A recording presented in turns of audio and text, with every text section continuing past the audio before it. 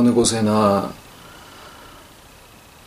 살아 동행하심이 피부적으로 또 이렇게 닿게 하시고 진정 아버지 안에 우리가 하나로 가고 있다라는 것을 보이는 면과 보이지 아니하는 모든 면 가운데서 또 이렇게 이루고 가게 해주심을 감사를 드립니다. 사랑하시는 자를 눈동자와 지켜보아하시고 천하를 주고도 아버지의 자녀들을 바꾸지 아니하시고 택하신 자들을 결국에는 이끌어내사 그리스도의 장성한 분량에 충만한 데까지 이르게 하시려는 그 선하신 뜻을 저에게 시작하셨사오니 이 모든 것의 근거가 우리의 기분이나 감정이나 노력이나 수고가 아니라 오직 만세전부터 아버지의 충만하심과 삼위 되심과 또 전능하시고 전지하신 그 모든 풍성함이 이 모든 것을 계획하시고 섭리하시고 친히 오셔서 모든 것을 구속하시고 또 저희들과 함께 하심으로 저희들이 아버지 안에 또 주께서 저희 안에 있는 이 놀라운 연합의 축복을 저희들이 허락하여 주심을 감사를 드립니다. 흔들리지 아니하는 반석과 같은 믿음이 저희들에게 주셨사오니 아버지 저희들의 주신 모든 삶의 자리자리마다 정말 영생의 그 풍성함이 저희들의 삶을 통하여 저희들의 인격을 통하여 이루고 나타나 정말 아버지의 빛된 자녀들의 삶이 다 이루어지게 하여 주시옵기를 간절히 소원을 드리옵고 정말 이해치 못하는 모든 일들까지라도 아버지 안에 그 섭리를 또한 믿어드릴 수 있는 믿음까지 또한 저희들이 허락하여 주시옵기를 바라와 모든 말씀 예수님 이름으로 기도드립니다. 아멘.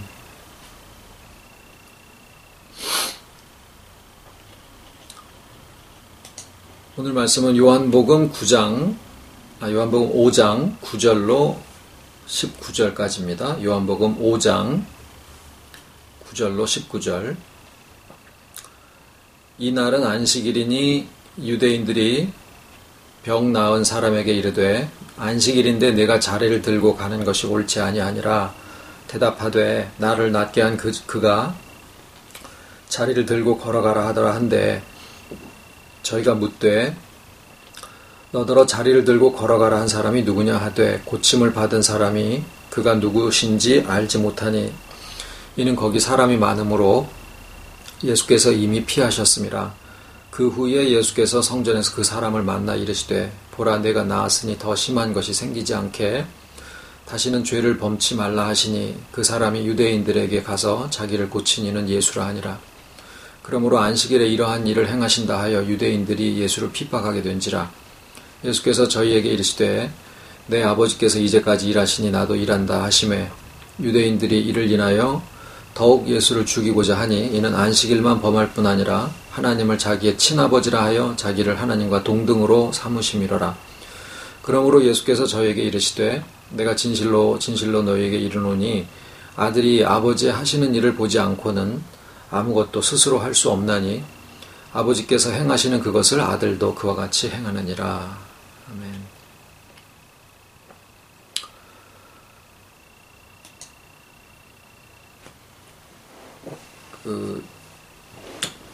음악을 하는 사람 중에 옛날 클래식 음악을 하는 사람 중에 이제 모차르트라는 사람이 있는 건 아시죠? 천재와 노력가의 차이에 대해서 얘기를 할 때 이 모차르트와 살리에르라는 두 사람을 항상 비교를 해서 얘기를 합니다. 죽어라고 노력을 하는 살리에르가 그냥 장난스럽게 하는 모차르트의 그 천재성을 늘 따라가지를 못하죠. 속으로 자기가 그 사람보다 못하고 그런 것은 이제 위에서 받은 재능의 차이인데 자기가 못한 것이 모차르트 때문이다라는 생각을 하게 되는 게 사람의 심리예요. 전혀 논리적이지도 않은데도 불구하고 마음이 그렇게 움직여져 갑니다. 실제로 그 마음이 그때는 저 사람이라고 안 그러죠. 저놈만 없으면은 내가 마치 저 재능을 가지게 될 것 같은 그런 생각을 하는 거죠. 가인이 그랬습니다. 자기가 드리는 제사를 하나님이 받지 않으시자 그것이 마치 아벨 때문인 것 같은 생각을 하게 되고, 저놈만 죽어 없어지면 하나님이 내 제사를 받으시겠지라고 생각을 하는 거죠. 그래서 결국은 죽이는 데까지 가죠. 오늘은 저희가 이 요한복음 5장에 있는 말씀으로 이제 그 사건은 뭐냐면 38년 된 병자를 고쳐주신 그 상황입니다. 그 말씀을 가지고 오늘 예수님이 하신 말씀을 통해서 은혜 받은 자와 그 다음에 노력하는 자의 차이에 대한 것을 예수님이 이렇게 구분해서 말씀하신 것을 같이 좀 나누려고 합니다.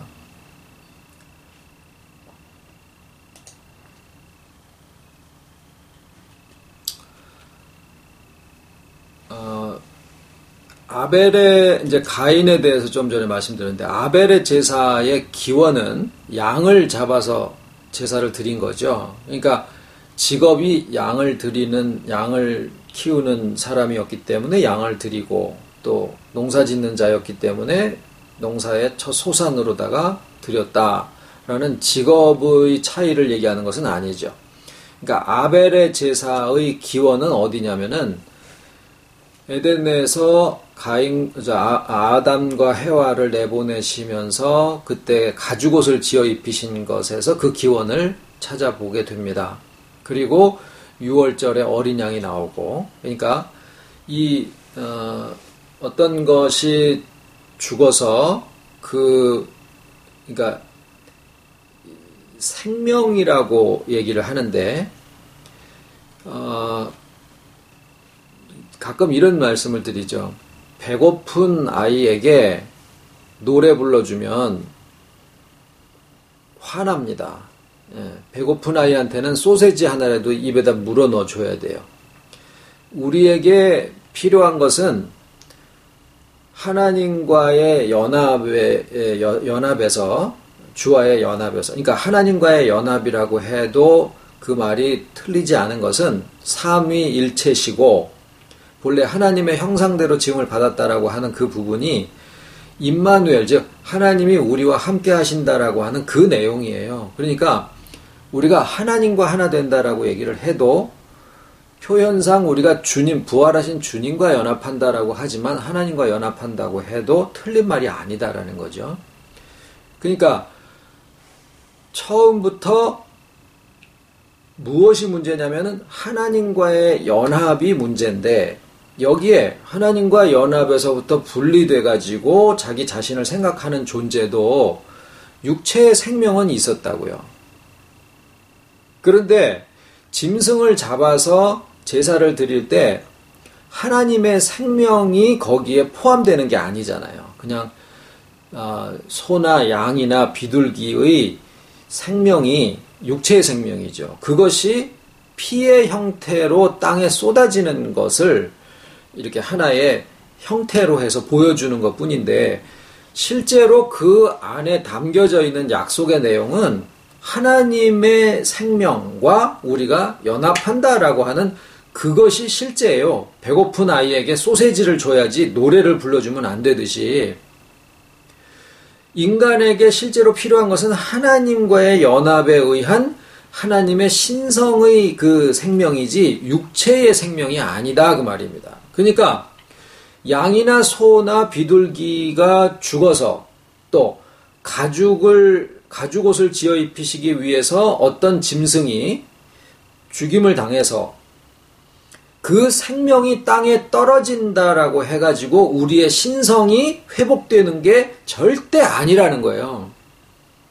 단지 그것은 예수 그리스도의 오심과 예수 그리스도의 죽으심과 예수 그리스도의 부활하심으로 그 부활하신 사건이 아니라, 또 죽으신 사건이 아니라 부활하신 그 존재가 하나님의 생명으로서 우리랑 연합이 되어졌을 때 오래도록 약속하신 하나님의 임마누엘의 그 약속이 우리 개개인의 인격 속에 성취가 되는 거거든요. 그것을 위해서 오래도록 양이나 소나 짐승의 제사로 그것의 생명이, 육체의 생명이 피의 형태로 땅에 쏟아지는 그런 형식으로 제사를 계속 드리게 한 거예요. 그게 뭐냐면 그 형식을 담아서 하나님의 약속이 계속 인간들에게 주어졌다라는 거죠. 그래서 그것을 구약이라고 하고, 예수님의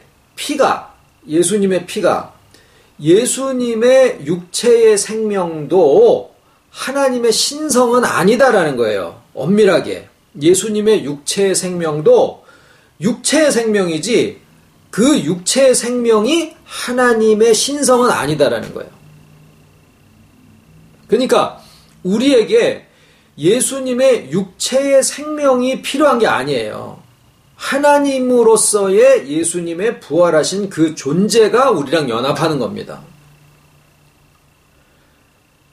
그래서 예수님이 그 이전에 있었던 모든 짐승의 종결이에요. 짐승의 제사의 종결이에요. 왜냐하면 그분의 죽으심으로 흘려진 모든 피가 모든 피의 제사의 뜻을 다 포함하고 있기 때문에 그렇습니다.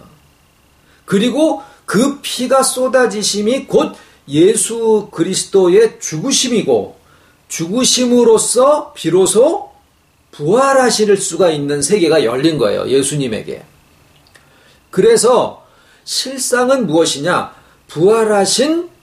부활하셔서 살아계시는 예수 그리스도.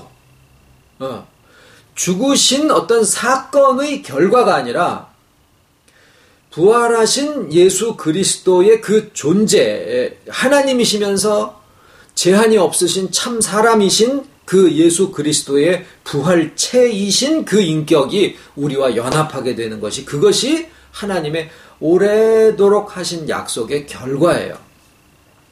거기에 아벨의 제사의 그 줄기가 거기에 한 자리를 차지하고 있는 거죠. 그래서 아벨의 그 에덴 동산에서의 가죽옷과 그 다음에 모든 짐승의 제사와 유월절 어린 양을 잡은 것과 그 다음에 주님의 성육신과 또 그 피로 나타내시는 하나님의 생명과의 연합, 여기로 이제 모든 것이 다 귀결지어진다라는 거죠. 그래서 결국에 아벨의 제사는 결론적으로 이제 오늘 우리에게 와서는 아벨의 제사가 무엇이냐라고 하면 부활하신 주님의 인격과 연합한 자의 삶, 그거를 얘기를 하는 거예요. 그러니까 한 가지 착각하지 말으셔야 되는 것은, 제사를 드린다라고 하니까 무언가를 바치는 거라고 생각을 하거든요. 무언가를 바치는 것 또는 내가 희생하는 것.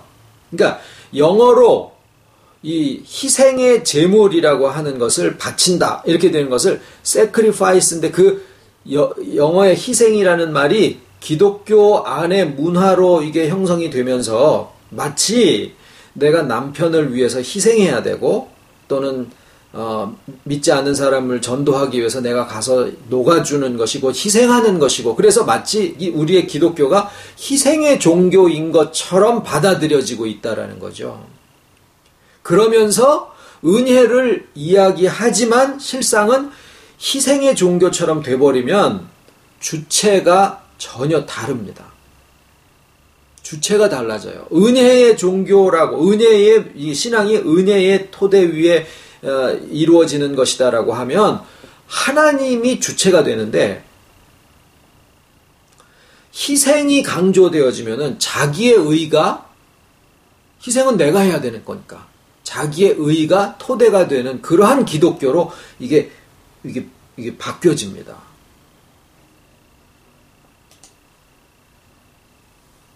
그래서 그러니까 아벨의 제사를 드리는 것이 무엇이냐? 나를 잡아 바치는 거다. 우리가 많은 해석이 있었습니다만은 결국 그 짐승의 제사와 양의 피와 예수님의 성육신과 부활하셔서 연합하시는 그 모든 그 하나의 맥을 쭉 잡고서 결론을 내려보면은 무슨 결론이 나오느냐 하면은 주와 연합한 자의 삶을 얘기를 한다라는 거예요. 그러니까 우리가 주와 연합된 그 상황에서 자라가는 그 삶을 살아가는데 그 살아가는 모습이 꼭 남한테 희생을 하는 삶이어야 되느냐? 아니다라는 겁니다.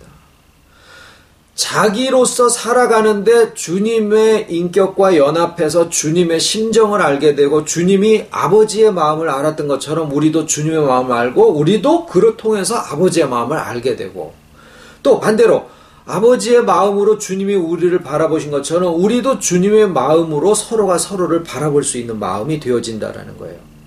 이런 삶을 살아가는 그 삶이 구차해야 된다든가 이렇게 규정 지어야 된다든가 저렇게 행동해야 된다라든가 이런 것들이 딱 정해져 있는 게 아니다라는 겁니다. 여러분, 생명은 포도의 생명으로 나타나면은 그것이 포도가 충실해지는 거고 도마뱀의 생명으로 그것이 나타나게 되면은 도마뱀이 또 그 형상으로 충만해지는 거고 그것이 남자가 되면은 남자의 형상으로 또 충만해지는 거고 아버지로 되면은 아버지로 충만해지는 거예요. 도마뱀이 장미꽃 같아야지 된다라는 게 아니다라는 거예요. 사과가 배의 형태를 취할 필요도 없고 포도가 수박처럼 커야지 된다라는 것도 아니다라는 겁니다. 그래서 자기가 자기다움이라고 했을 때 우리가 주와의 연합을 모를 때는 자기다움이 하나님과의 연합을 떠나서의 자기다움은 악이에요. 왜냐하면 거기에서 모든 악이 나오는 거 맞습니다. 그런데 주와 연합된 자의 모습도 뭐냐? 자기다움이다라는 겁니다. 주와 연합한 자기다움이다라는 거예요. 그것이 아벨의 제사다라는 겁니다. 38년 된 병자의 모습에서는 은혜를 비교하고 있다라는 것을 이제 먼저 말씀을 드리고, 물이 동할 때에 그러니까 천사가 내려와서 물을 동하게 할 때 누구든지 먼저 들어가면은 어떤 병에 걸렸든지 낫게 되미로라. 그건 뭐냐면 은혜예요. 그러니까 38년 된 병자가 계속 그 못가에 앉아서 그 물 속에 들어가려고 하는 것은 은혜를 사모하는 거예요. 그러니까 이쪽도 은혜고 그 다음에 예수님이 오셔서 그 병자에게 동일하게 물으십니다. 네가 낫고자 하냐? 라고 물으셔요. 그러니까 예수님이 얘기하시는 것도 은혜고 이 38년 된 병자가 기대하고 바라는 것도 은혜를 바라고 있는 거예요. 그런데 은혜를 똑같이 바라는데 38년 된 병자의 대답을 가만히 들어보면 내가 들어가려고 하는데 나를 거기다가 데려다 줄 사람도 없고 이 말이 나와요. 내가 들어가려고 하는데 나를 밀어줄 사람이 없고. 그러니까 뭐냐면은요, 이것이 이 사람의 말에서 우리가 세 가지의 모습을 찾아볼 수가 있는데, 첫 번째는 내가 하려고 그러는데 안 되네요, 이런 거예요. 내가 하려고 그러는데 안 되네. 아유, 기도 많이 해야지 되는 줄 알지만은 시간이 없어서 또는 뭐가 어째서 이래가지고 못하고 있네요. 그 얘기는 뭐냐면 내가 기도를 많이 해야지만 은혜를 받을 수 있다라는 생각이 깔려 있다라는 거예요. 그러니까 38년 된 병자의 모습이 오늘날 기독교인들의 모습을 그대로 거기에 보여주신 거예요. 38년 된 병자의 대답 세 가지가. 첫 번째는 내가 해야 되는데 못해요. 성경 많이 봐야 되는데 못 봐요. 기도 많이 해야 되는데 못하고 있어요. 전도도 많이 해야 되죠. 아유, 그거 모르나요? 그런데 못해요. 헌금, 봉사, 주일, 성수 다 알지만 아유, 이래저래 해서 내가 못해요. 그 얘기는 뭐냐면 자기가 그렇게 해야 은혜를 받을 수 있다라는 생각을 하는 거예요.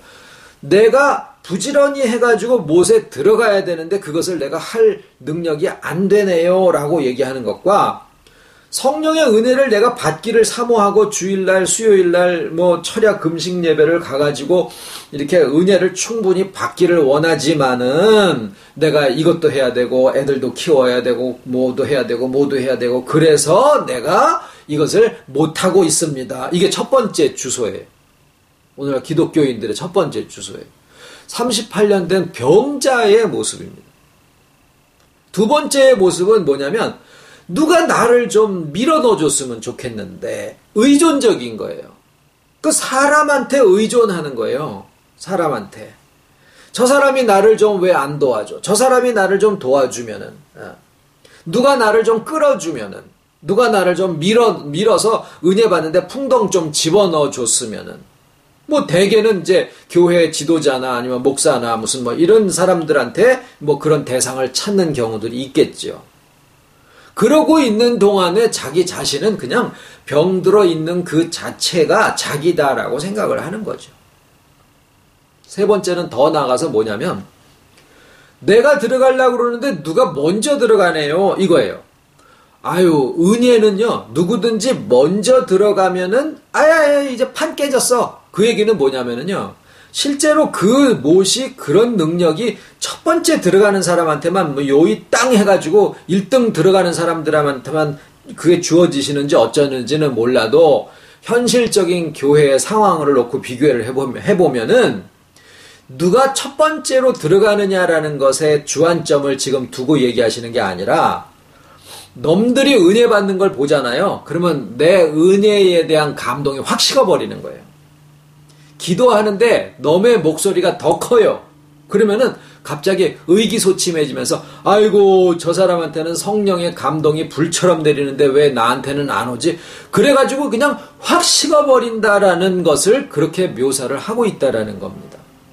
그게 오늘날 교회에서 보여지고 있는 열심을 내야 되는데 못 내고 있는, 사람에게 의존하고 있는, 그리고 넘들이 은혜 받는 거 보면 그럼 뭐라 그러냐면은 더 나아가서 저놈만 없으면은 내가 저 은혜가 내게가 되는데, 살리에르나 가인처럼 저놈만 죽어 없어지면은 내가 하나님의 사랑을 독차지할 터인데, 이렇게 생각하는 데까지 가게 된다라는 거예요.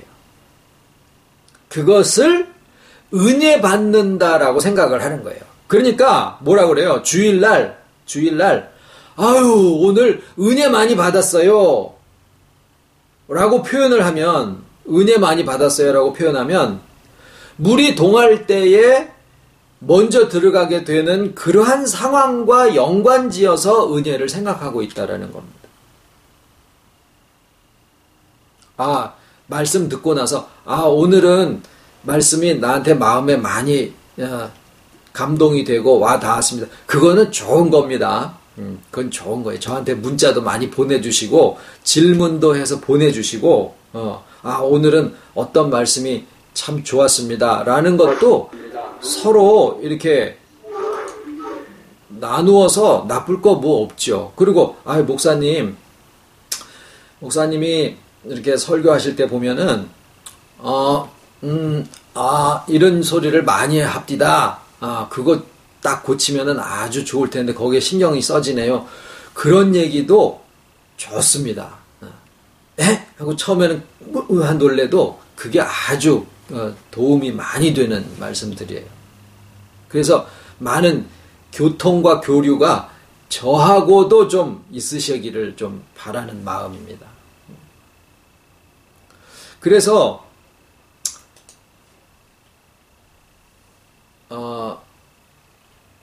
하긴 해야 되는데 이게 참 어렵네요. 이런 말들을 이제 많은 믿는 사람들이 하고 있는데, 예수님의 말씀을 보시면 이 38년 된 병자가 은혜를 무엇으로 생각하냐면은 내가 해야 되는데 못하고 있네요 라고 하는 것을 겸손이라고 생각을 하지만, 실상은 그 내면으로 들어가서 보면은요, 은혜를 노력의 결과로 생각을 하고 있다라는 것을 우리가 거기서 찝어낼 수 있어야 되는 거예요. 은혜를 받고자 하는 것이면은 이 은혜나 저 은혜나 똑같은 거라고 생각을 하고 있는데, 실상 이 요한복음 5장에서의 주제는 뭐 안식일도 나오고 뭐 하나님과 동등됨으로 하시는 그런 말씀도 나오고 그러지만은, 요한복음 5장에서 예수님의 아주 중요한 포인트는 뭐냐? 은혜를 너희가 어떻게 생각하고 있느냐, 그거예요.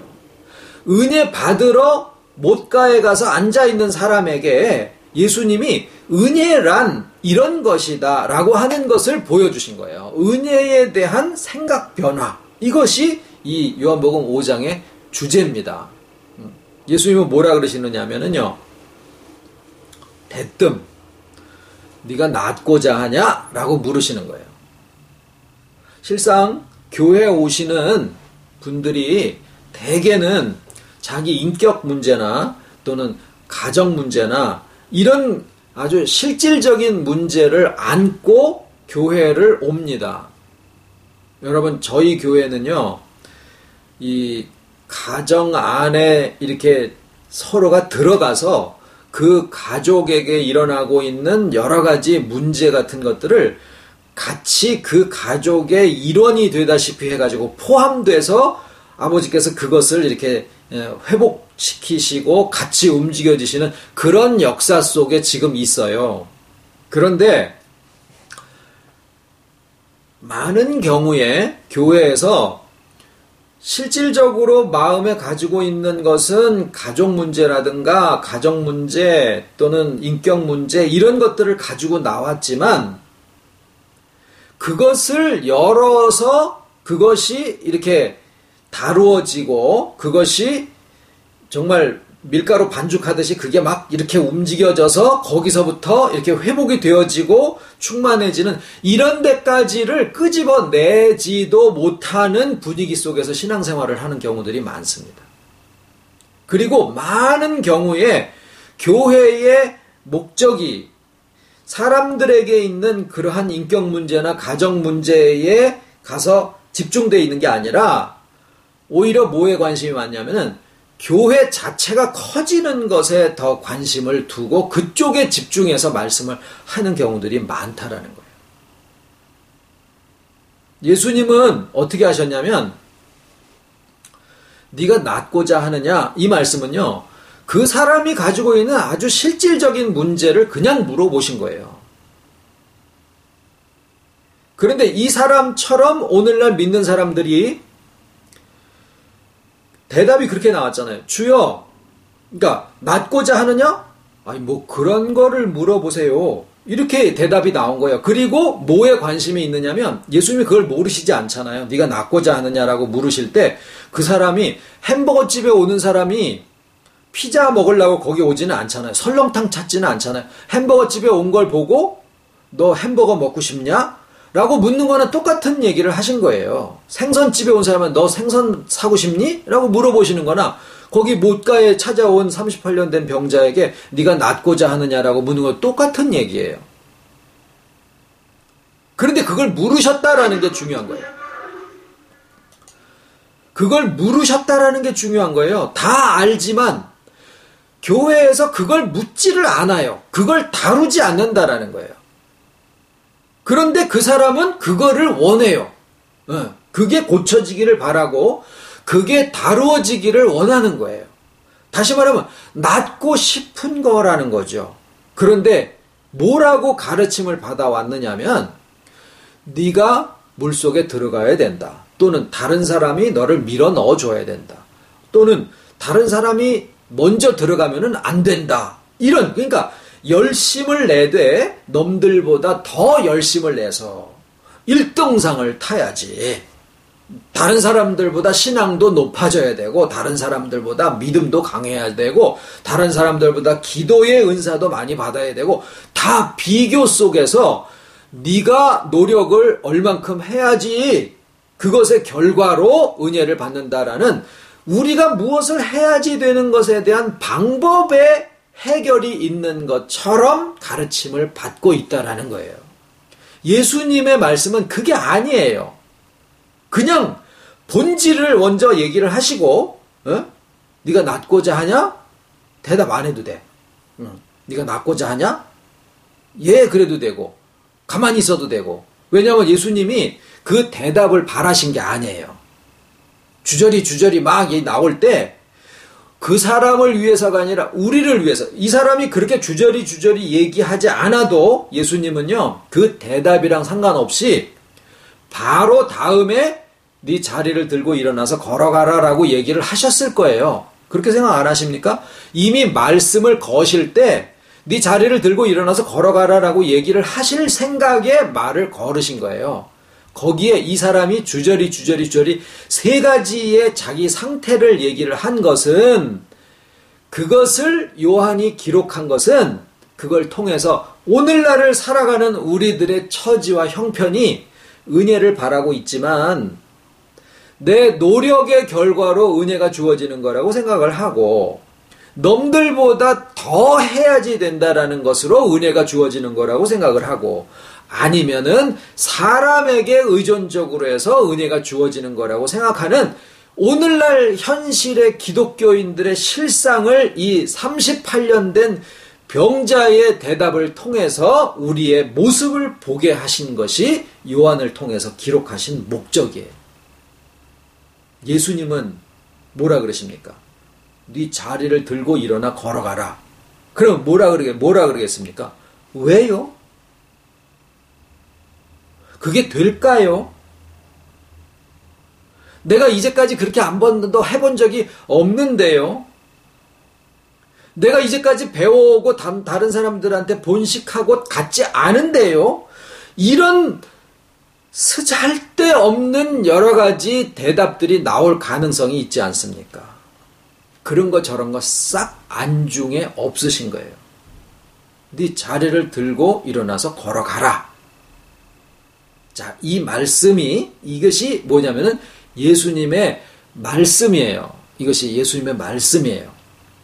우리에게 하나님의 말씀이 주어지셨거든요.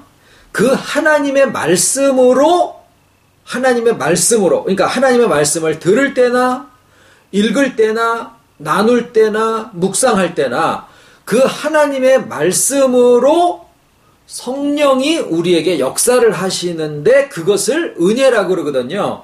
그런데 그 은혜는 내게 느껴지는 것은 감동이고 인식의 변화고 그렇지만은 실상 그 은혜를 우리에게 주시기 위한 모든 작업은 세상의 어떤 큰 역사보다도 더 크고 어떤 전체적인 것보다도 더 전체적인 그 모든 능력과 섭리와 작정하심과 주관하심과 창조와 이 모든 구속하심과 부활하셔서 우리와 연합하심과 성경 전체가 말씀하시고 있는 바가 뭐냐? 하나님의 은혜예요.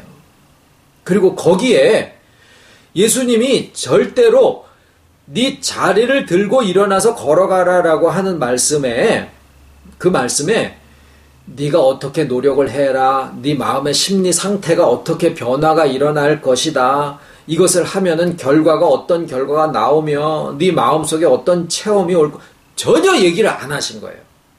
뭐만 하신 거냐면 네가 낫고자 하느냐? 그러면 나아라. 끝. 이것이 말씀이에요. 이 말씀이 그 다음에 예수님이 뭐라 그러시냐면 나의 아버지께서 일하시니, 지금까지 나의 아버지께서 일하시니까 나도 일한다. 그러니까 네가 하나님하고 너를 동등하게 여기냐. 그래서 더 죽이려고 그랬던 거거든요. 그 예수님의 대답이 바로 정답으로서 오늘날 우리에게 주시는 말씀이에요. 뭐냐면은요, 우리가 무엇을 하는 것은 내가 그것을 해서 무엇을 얻고자 하는 게 아니라 말씀이시니까 내가 그냥 하는 거예요. 하나님이, 아버지께서 하시니까 나도 하는 거예요. 그래서 은혜라는 것은 하나님이 또는 주님이 하시는 것을 우리가 은혜라 그러거든요. 아버지 하나님이 하시고 아들 주님이 하시고 성령이 하시고 하는 것을 아니까 우리도 하는 거예요. 왜 우리가 성경도 보고 봉사도 하고 왜 이런 것을 합니까? 은혜를 받기 위해서가 아니라, 이게 중요한 거예요. 38년 된 병자처럼 내가 율법을 지키고 지금 우리들에게 있어서의 율법을 지키고 성경을 보고 암송을 하고 묵상을 하고 또 삶에 적용을 하려고 하고 이것이 은혜를 받기 위해서 내 어떤 치유되지 않은 어떤 것을 은혜를 받아서 치유되기 위해서 하는 게 아니다 그 말이에요. 그런 것은 전혀 중요하지 않아요. 이 사람이 여기 이 포인트가 이 사람이 병이 얼만큼 걸렸는지, 병이 중함이러라 이건 있지만 무슨 병이었을까요? 암병이었을까요? 무좀이었을까요? 안질이었을까요? 뭔 병이었을는지 몰라도 피부병이었을까? 아마도 38년 됐다 그러면 무슨 피부병일 가능성도 많은데, 그런데 그 병명이 뭔지도 얘기를 안 하시고, 그 다음에 네가 병이 나았으니까 더 중한 것이 생기지 않도록 다시 죄 짓지 마라. 그러면은 이 사람이 아픈 것이 죄값인가 봐. 예, 이렇게 생각을 하게 되는데 뭔 죄를 졌을까? 간음죄를 졌나? 살인죄를 졌나? 사기꾼인가? 뭔 죄를 지었는지는 전혀 얘기가 없어요. 단지 다시는 죄를 짓지 마라. 뭔지도 얘기를 안 하고, 그러면은 병명도 얘기를 안 하시고 죄명도 얘기를 안 하시고 죄를 짓지 말라, 병에서 나았다라는 얘기만 하셨을 때 우리에게 이 병자에 대해서 언급하시고 있는 내용은 뭐냐 하면은요, 병자가 얘기한 세 가지 있죠. 첫 번째는 내가 하려고 그러는데 못하겠네요 이거고요. 노력에 의해 은혜가 주어진다라는 생각. 두 번째는 넘이 먼저 들어가서, 그러니까 넘 탓하는 거하고, 그 다음에 세 번째, 누가 날 좀 밀어주었으면. 이 세 가지가 사람 의존하는 거, 그 다음에 넘 탓하는 거, 그 다음에 그게 넘 탓이 지나쳐서 미워해가지고 미워하는 게 지나쳐서 살인하는 가인에까지 다 연결되는 겁니다. 넘 탓하는 거. 그 다음에 노력의 기반 위에서 은혜가 주어진다라고 생각하는 요 세 가지가 실상은 주님이 얘기하시는 죄의 모습이에요. 은혜 받기 위해서 믿는 사람들이 지금 취하고 있는 태도들이 다 예수님이 얘기하시는 죄의 모습이다 그 말이에요. 그 사람이 무슨 암병이 걸려서 더 중한 병이 걸리지 않도록 네가 죄 짓지 마라. 죄와 병이 따로 분리되어 있는 게 아니라 그 사람의 그런 인식 자체가 하나님과의 연합을 일단은 부정하고 있기 때문에 그래요. 왜? 연합이 은혜거든요. 연합을 온 성경이 다 얘기하고 있는 거거든요. 그런데 은혜를 받기 위해서 내가 무언가를 하고 있다라는 것은 그 은혜가 내한테 아직 안 와 있다라는 거고, 그 얘기는 뭐냐? 연합이 아직 안 왔다라고 믿는 거예요. 그 얘기는 하나님하고 자기가 떨어져 있다라고 믿는 거예요. 그게 뭐예요? 그게 죄예요. 그게 죄예요. 예수님이 얘기하시는 죄가 그거예요.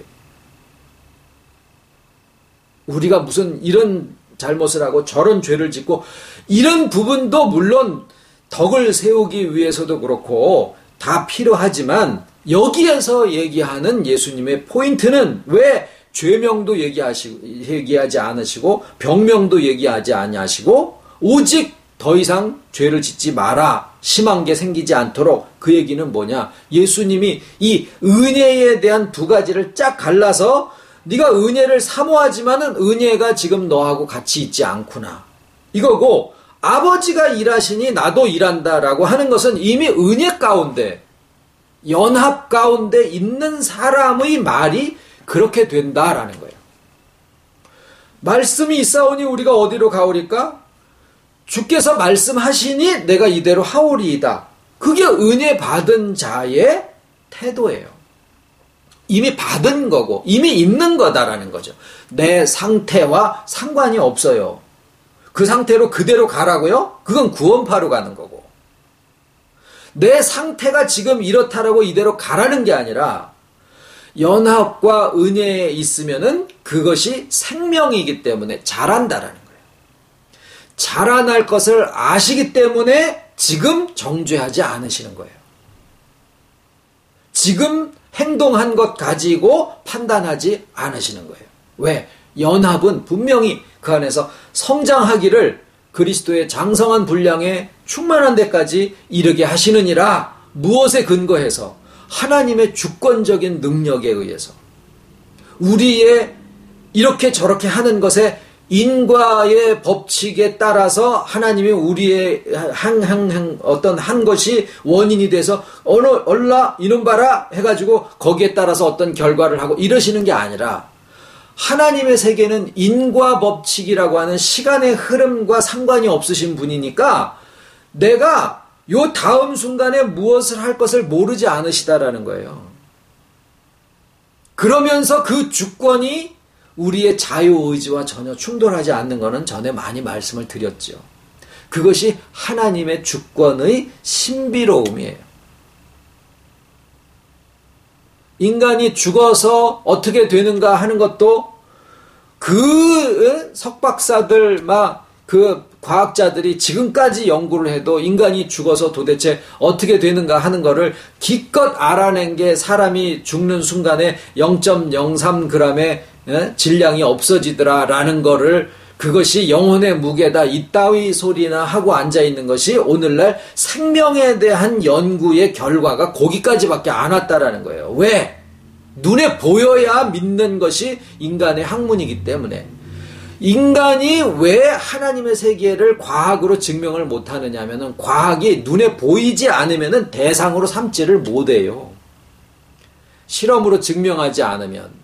실험으로 증명할 수 없는 것은 그러니까 생명이 증명이 됩니까? 영이 증명이 됩니까? 죽음 이후가 증명이 됩니까? 어떻게 해야 돼요? 죽여봤더니 어떻게 되더라 이렇게 되는 건데 죽었다 살아나지를 못하니까. 그래서 과학적이라는 것처럼 바보스러운 말이 없어요 실은. 근데 과학적이 진리다라는 것과 지금 혼용이 돼가지고 막 그냥 이렇게 해버리고 있죠. 자, 우리가 하나님의 은혜 가운데 있다라고 하는 것은 거저 내가 말씀을 듣고 간절히 내가 그것을 마음에 받았더니 내가 연합의 세계에 있어. 이게 아니다라는 거예요. 이게 아니다라는 거예요.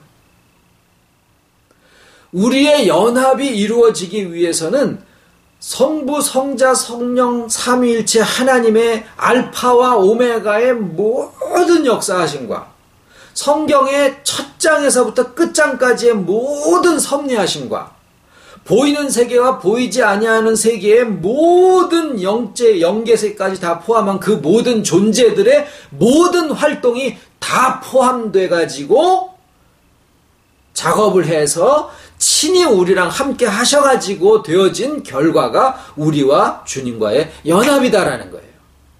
그게 우리와 주님과의 연합. 우리가 아는 것은 뭐예요? 그렇구나. 그렇군요.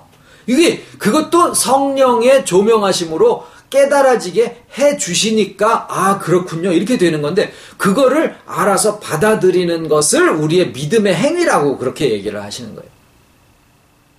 그렇게 된 자들은 하나님이 어떠하시다라는 것을 알고 주님의 마음이 어떠시다라는 것을 알고 성령의 교통하심이 어떠시다라는 것을 알기 때문에 자기도 자기다움 속에서 충만하게 사는 거예요.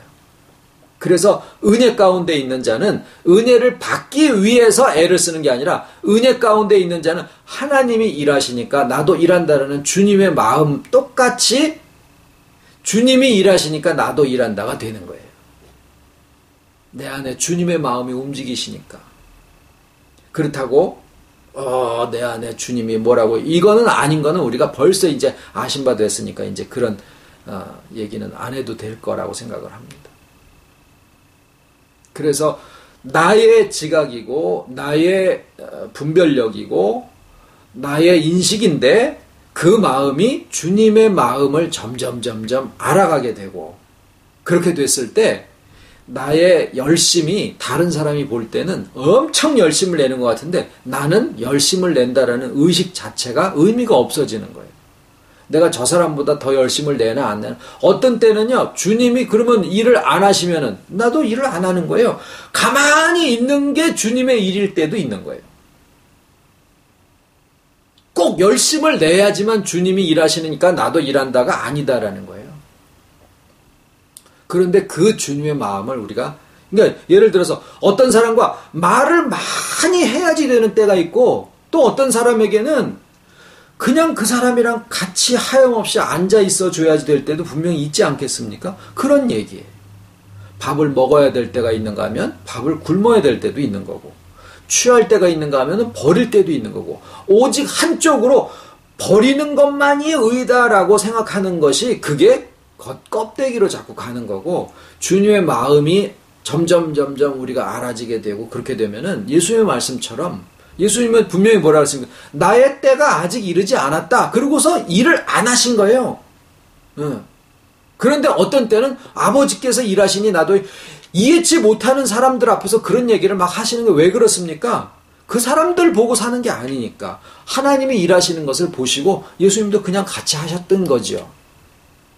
그 마음이 그냥 어떤 하나의 규칙을 정해서 요렇게 하셨으니까 나도 그렇게 해야, 이런 뜻이 아니라 우리가 주와의 연합으로 그 은혜 가운데 있는 사람들이다, 이런 존재고 그런 인격이다라고 하는 것을 우리가 알게 되면, 점점 알게 되면요, 말씀드렸듯이 벌써 한 5년 동안을 매 설교 때마다 매 시간마다 주와의 연합된 인격이다라고 하는 말씀을 한 번이라도 말씀 안 하고 지나온 적이 없어요. 왜 그럴까요?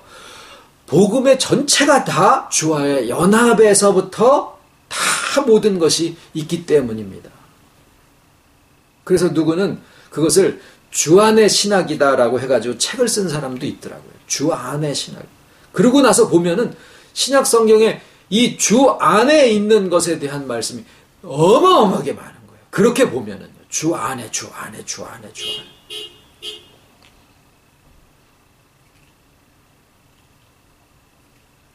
자, 우리는 그래서 연합된 자고 은혜 안에 이미 있는 자다라는 겁니다. 은혜를 받고자 하는 것이 아니라 은혜 안에 있는 존재들이다라는 사실을 오늘 이렇게 구분해서 말씀을 드렸습니다. 기도드리겠습니다. 고마우신 아버지, 주님, 우리 성령님, 삼위일체 우리 아버지께서 참 너무나 큰, 그래서 이 지구 땅덩어리의 규모도 우리가 인식하지 못하듯이 아버지의 그 크고 넓으심과 높으심을, 그러나 그 아버지의 크고 넓으심이 우리의 눈높이에서 우리와 하나 되어 주신다라고 하는 이 사실을 감당하기조차 어려워서 또 다 느끼지 못하는 것이 안타깝고 한탄스러울 뿐이지만, 느껴지는 만큼 아버지 앞에 정말 감사를 드리는 것은 말씀이 그저 말씀으로만이 아니라 그것을 이루시기 위해서 성부, 성자, 성령 삼위일체의 모든 작정하심과 섭리하심과 구속하심과 연합하심의 모든 역사가 나의 주와 연합한 인격 하나를 위해서, 또 그 연합 안에서 서로가 서로의 교통하고 충만에까지 이르러 가는 그 교제 위에 함께 하신다라고 하는 이 사실에 저희들이 또 감사를 드릴 것밖에 없습니다. 정말 우리의 감정이나 우리의 노력이나 우리의 느낌이나 우리의 어떤 성과에 근거하지 아니하시고 우리의 노력 위에 은혜를 두지 아니하시고 은혜 가운데 이미 우리가 있는 것을 주님이 오늘 말씀을 통해서 요한복음 5장에 말씀해 놓으신 것처럼 진정 이제 우리가 바른 가르침 가운데서 우리가 이제 은혜를 받기 위해서가 아니라 은혜 가운데 연합 가운데 있다라고 하는 이 사실을 알고 주께서 아버지께서 일하시니 성령께서 일하시니 나도 일한다라고 하는 이 충만함 속에 저희들 다 있게 하여 주시옵기를 감사드리오며, 모든 가정들에 있는 모든 하나하나의 일들이 이미나 아버지께서 아신 바 되신 가운데 공급되어지는 것을 알고 감사하는 마음 정말 차고 넘치게 하여 주시옵기를 예수님 이름으로 기도드립니다. 아멘.